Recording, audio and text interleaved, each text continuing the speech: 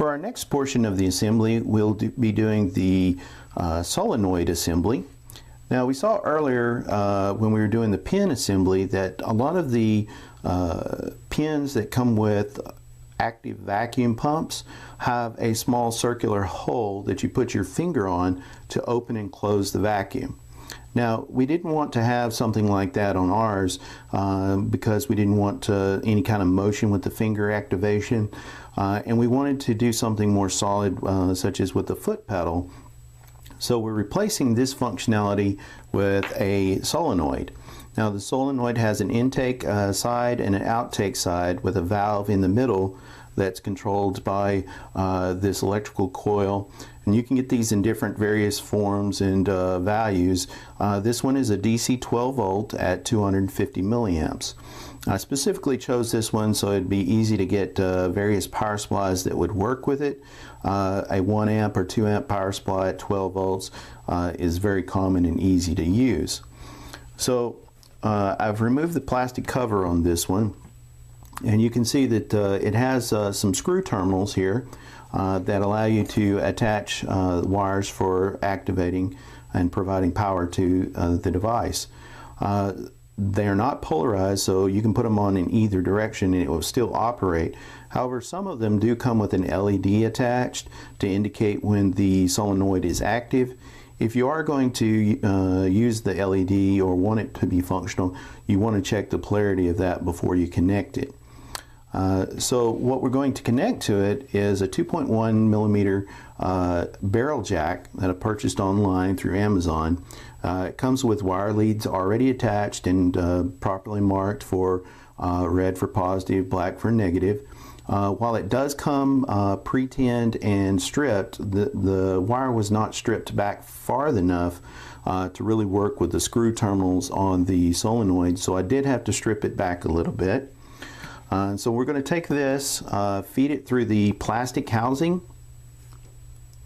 that has an opening for the wires,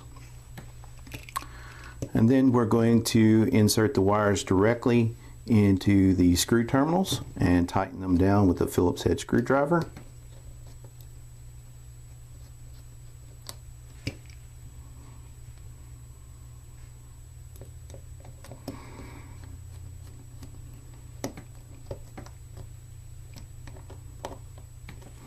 Once they're secure, I'm going to replace the plastic cover and snap it down, and then we're going to screw it down through the top screw.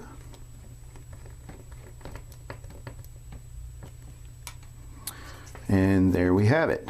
So we've connected the wiring directly to the solenoid. Our next step is going to be attach this 1/4 inch NPT male and 1/8 inch barb directly to the output side of the coil. One thing that you'll notice is when I put this back together, this is how the device usually comes, because you will want to have on a normal operation some sort of connection here on the intake.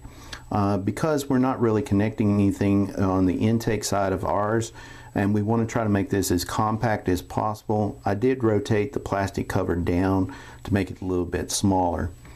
So now we're going to take our connection here and put on some more plumber's tape. Now, the plumber's tape, as we learned earlier, provides a method for lubricating the threads and providing a good solid seal. And while you can tear this by hand, I really recommend that you use a pair of scissors, and then you want to thread this in and tighten it down with a wrench.